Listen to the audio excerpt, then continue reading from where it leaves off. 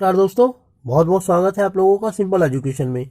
दोस्तों, यदि आप लोग 31 जनवरी को आयोजित होने वाली सीटेट की परीक्षा में शामिल होने जा रहे हैं तो ये वीडियो सिर्फ आपके लिए बनाई गई है। और इस वीडियो में हम लोग बात करेंगे सीटेट के अंतर्गत पूछे जाने वाले बाल मनोविज्ञान अर्थात चाइल्ड साइकोलॉजी के एक महत्वपूर्ण अध्याय बुद्धि लब्धि अर्थात इंटेलिजेंस क्वेश्चन के बारे में। दोस्तों, ये एक महत्वपूर्ण अध्याय है और सीटेट के पेपर फर्स्ट और पेपर सेकंड अर्थात दोनों ही पेपरों में इस चैप्टर से कुछ सवाल पूछे जाते हैं। इसके अलावा विभिन्न स्तरों पर शिक्षक भर्ती परीक्षाओं का जो आयोजन किया जाता है उसमें भी इस अध्याय से कुछ सवाल पूछे जाते हैं। तो दोस्तों, बहुत महत्वपूर्ण अध्याय है, इसीलिए आप लोगों से अनुरोध करता हूं कि आप वीडियो को लेकर शुरू से देखें। वीडियो के किसी भी अंश को आप स्किप करने की कोशिश ना करें, क्योंकि इससे आपको इस वीडियो के कंटेंट को समझने में दिक्कत होगी।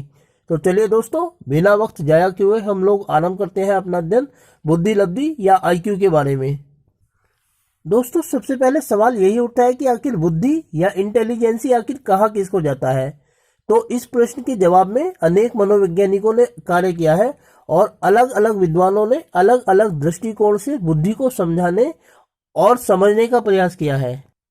20वीं शताब्दी की शुरुआत में अर्थात जब साइकोलॉजी दर्शन शास्त्र से अर्थात फिलॉसफी से अलग हुई थी, तो उस समय बुद्धि को आईक्यू के रूप में देखा जाता था।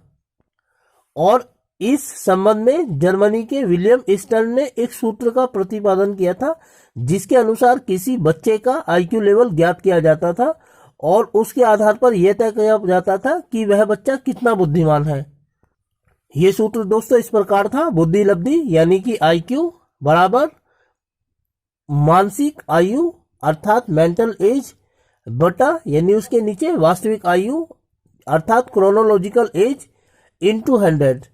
इसके अंतर्गत क्या किया जाता था कि विद्यार्थियों का टेस्ट लिया जाता था और उस टेस्ट में जो अंक उसको प्राप्त होते थे उसको रखकर उसकी मानसिक आयु अर्थात उस अंक में जो उस टेस्ट में उसके जो अंक प्राप्त हुए हैं बटे जो उसकी वास्तविक आयु होती थी रियल एज, उससे भाग करके 100 से गुणा कर दिया जाता था।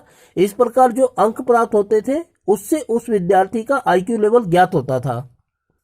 दोस्तों, इस आईक्यू टेस्ट के आधार पर विद्यार्थियों की 5 श्रेणियां कम से कम उभर कर सामने आ गई थी। इन आईक्यू लेवल में जो विद्यार्थी 90 से लेकर 110 अंक प्राप्त करते थे या जिनका आईक्यू लेवल 90 से लेकर 110 के बीच होता था, उनको एवरेज इंटेलिजेंट माना जाता था।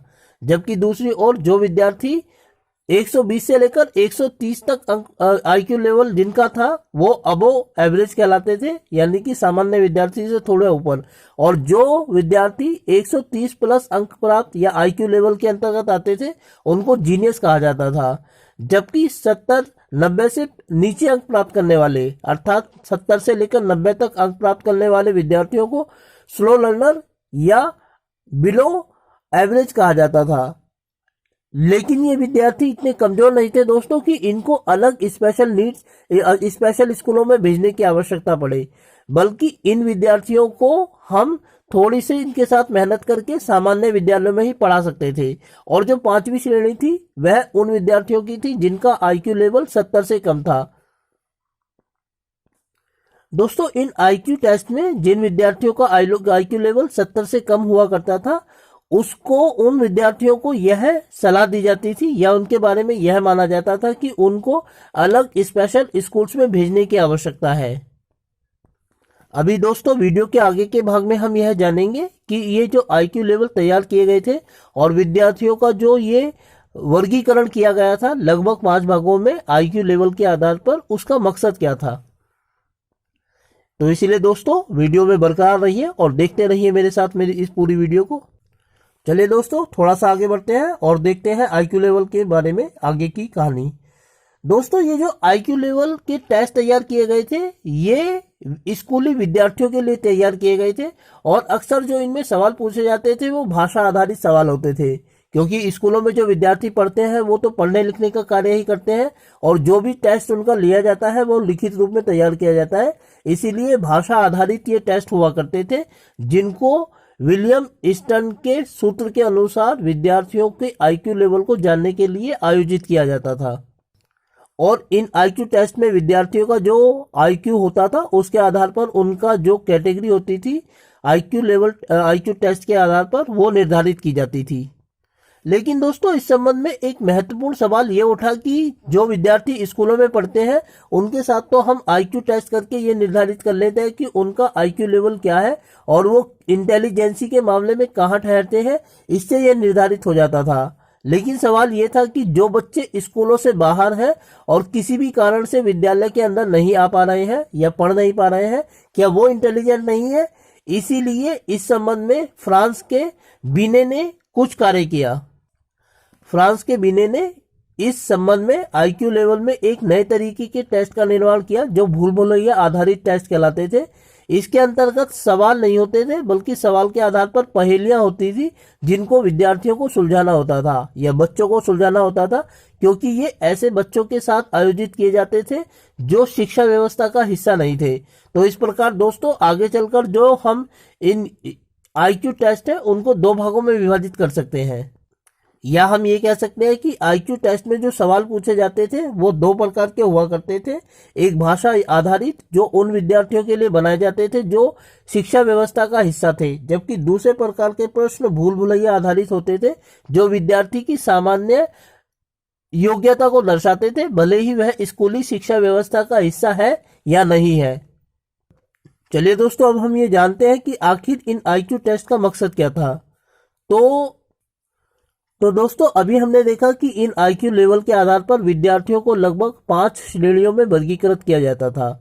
लेकिन इन आईक्यू टेस्ट का जो प्रमुख उद्देश्य था वो दरअसल ये जानना था कि जो विद्यार्थी कमजोर है वो कितने कमजोर है, ताकि उनके साथ एक सामान्य कक्षा में अतिरिक्त मेहनत करके उनको शिक्षा व्यवस्था में टिकाए रखा जा सके।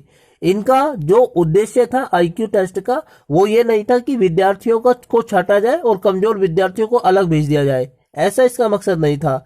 इसका मकसद सीधा सा ये था कि इन टेस्ट के माध्यम से यह जानने का प्रयास किया गया कि एक सामान्य शिक्षा व्यवस्था में जो कमजोर विद्यार्थी हैं वो कितने कमजोर हैं, ताकि उनके साथ हम थोड़ी सी अतिरिक्त मेहनत करके उनको पढ़ा सके, शिक्षा व्यवस्था में शामिल कर सके। और ये जो आईक्यू लेवल के टेस्ट बनाए गए थे मुख्य रूप से ये 70 से 90 जो आईक्यू लेवल के अंतर्गत विद्यार्थी आते थे मुख्य रूप से उनको छांटना इनका उद्देश्य था, क्योंकि ये विद्यार्थी जो है एवरेज विद्यार्थी होते थे या स्लो लर्नर होते थे। तो इन्हीं विद्यार्थियों के साथ इनको एक सामान्य कक्षा में अतिरिक्त मेहनत के साथ इनको पढ़ाया जा सके, ये इन आईक्यू टेस्ट का मकसद हुआ करता था। जबकि जिन विद्यार्थियों का जो रैंक इसमें 70 से कम होता था उनके लिए अलग स्पेशल स्कूलों की जो अनुशंसा है वो इन टेस्ट के माध्यम से की जाती थी। दोस्तों ये कुछ वैसा ही है जैसा हमने व्यवहारवाद के अंतर्गत देखा गया था कि व्यवहारवाद के अंतर्गत वैज्ञानिक प्रयोगों के द्वारा ये देखा गया कि हम किस तरह से सिखा सकते हैं, और ये प्रयोग जानवरों पे किए गए और उनको कक्षाओं में इंसान के बच्चों के सीखने के लिए प्रयोग किया गया। ठीक इसी प्रकार आईक्यू टेस्ट के माध्यम से ये जानने की कोशिश की गई कि कमजोर विद्यार्थी कितने कमजोर हैं, ताकि उनको साथ अतिरिक्त मेहनत करके उनको एक सामान्य कक्षा में शामिल किया जा सके।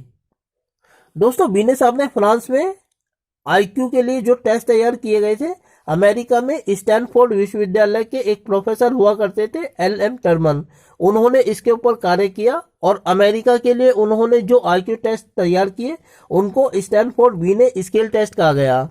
इसमें भी वो दो प्रकार के प्रश्न पूछे जाते थे, भाषा आधारित और भूल भुलैया आधारित, और इनका मकसद भी यही था जानना कि कमजोर विद्यार्थी कितने कमजोर हैं, ताकि हम उनके साथ अतिरिक्त मेहनत करके उनको अपनी सामान्य कक्षा में पढ़ा सकें।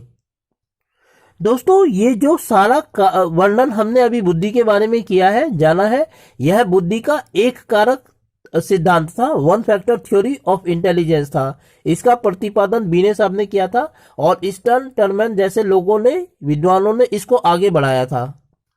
बुद्धि के इस 1 फैक्टर सिद्धांत के अंतर्गत यह माना जाता था कि बुद्धि एक तत्व है और जो लोग इंटेलिजेंट हैं उनको अपनी इंटेलिजेंसी का फायदा हर क्षेत्र में मिलता था, या जो व्यक्ति इंटेलिजेंट है उसको अपनी जिंदगी के हर फील्ड में अपनी इंटेलिजेंसी का फायदा मिलेगा। ये बुद्धि के 1 फैक्टर थ्योरी का मानना था। लेकिन दोस्तों इससे अलग चार्ल्स स्पीयरमैन ने बुद्धि के द्विकारक सिद्धांत का यानी कि 2 फैक्टर्स थ्योरी ऑफ इंटेलिजेंस का वर्णन किया है। अपने इस सिद्धांत में चार्ल्स स्पीयरमैन का यह मानना है कि हमारी बुद्धि के 2 तत्व होते हैं, एक जनरल मेंटल एबिलिटी जिसको सामान्य मानसिक योग्यता कहा जाता है और इसे उन्होंने जी के रूप में दर्शाया है, जबकि दूसरा विशिष्ट मानसिक योग्यता जिसको उन्होंने स्पेसिफिक मेंटल एबिलिटी अर्थात एस के रूप में निर्धारित किया है। लेकिन दोस्तों उनका भी यह मानना था चार्ल्स स्पीयरमैन का कि जिस व्यक्ति में जी की मात्रा अधिक होती है अर्थात सामान्य मानसिक योग्यता या जनरल मेंटल एबिलिटी की मात्रा अलग होती है, वह व्यक्ति ज्यादा बुद्धिमान माना जाता है। स्पीयरमैन तक आते आते बुद्धि के यानी कि आईक्यू के 2 प्रकार तैयार हो चुके थे।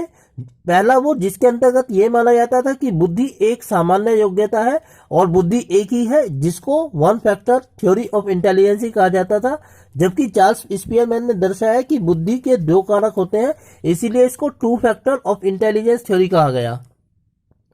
लेकिन दोस्तों इंटेलिजेंसी पर किया जाने वाला ये कार्य सिर्फ चार्ल्स स्पीयरमैन तक आकर नहीं रुक गया, बल्कि आगे चलकर गिलफोर्ड ने बुद्धि के त्रि-आयामी सूत्र का प्रतिपादन किया।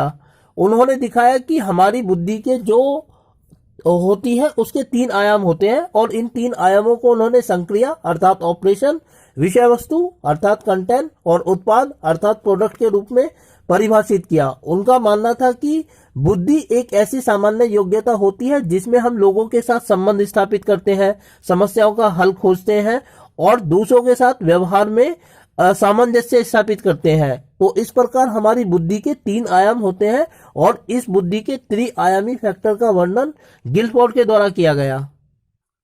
इसके अलावा दोस्तों एक अन्य विद्वान G.H. थॉमसन ने बुद्धि के प्रतिदर्श सिद्धांत का यानी कि सैंपल इंटेलिजेंसी का वर्णन किया।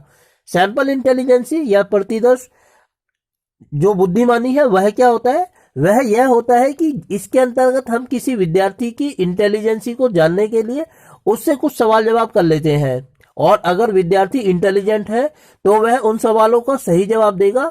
सैंपल में हम क्या करते हैं, यही देखते हैं कि हम थोड़ी सी चीज के आधार पर समग्र का ज्ञान प्राप्त कर लेते हैं। उदाहरण के लिए जब हम चावल जैसी कोई खाना पकाते हैं तो चावल के कुछ दानों को देखकर ये पता कर लेते हैं कि चावल पक गए हैं या नहीं, और 2-3 चावल जो हम अपने हाथ में उठाते हैं उसी के आधार पर हम सारे चावलों के बारे में निर्णय ले लेते हैं। G.H. थॉमसन साहब का जो प्रतिदर्श सिद्धांत है वो यही दिखाता है कि जो व्यक्ति इंटेलिजेंस है वो हर सब्जेक्ट में हर दिशा में इंटेलिजेंट होगा और उसकी इंटेलिजेंसी को जानने के लिए हम उसका सिर्फ प्रतिदर्श सैंपल टेस्ट कर सकते हैं। इसी से ये पता चल जाएगा कि वह व्यक्ति बुद्धिमान है अथवा नहीं।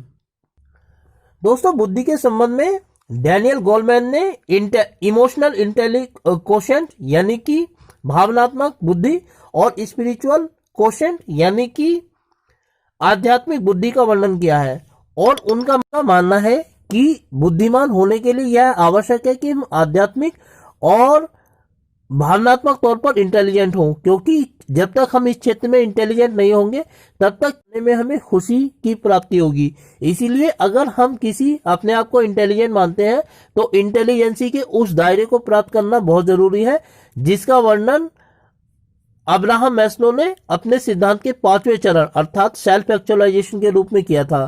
क्योंकि अगर हम इंटेलिजेंसी के इस स्तर पर आ जाते हैं तो हमको अपने कार्य करने में खुशी मिलेगी और कार्य को करने में खुशी तब मिलेगी जब हम बुद्धि के इंटेलिजेंस के आध्यात्मिक और भावनात्मक पक्षों को प्राप्त करने की बात करेंगे। दोस्तों बुद्धि के इतने सारे सिद्धांत हम लोगों के सामने दिए गए हैं और यह समझने का प्रयास किया गया है कि ये बुद्धि आखिर होती क्या है और किस तरीके से हम विद्यार्थियों के इंटेलिजेंट होने या ना होने के बारे में जानकारी प्राप्त कर सकते हैं। लेकिन वर्तमान समय में हम हार्वर्ड गार्डिनर के मल्टीपल इंटेलिजेंसी थ्योरी में विश्वास करते हैं। इसके अंतर्गत हम मानते हैं कि कोई भी व्यक्ति इंटेलिजेंट होता है, बस हमें उसके इंटेलिजेंसी के क्षेत्र को देखना होता है।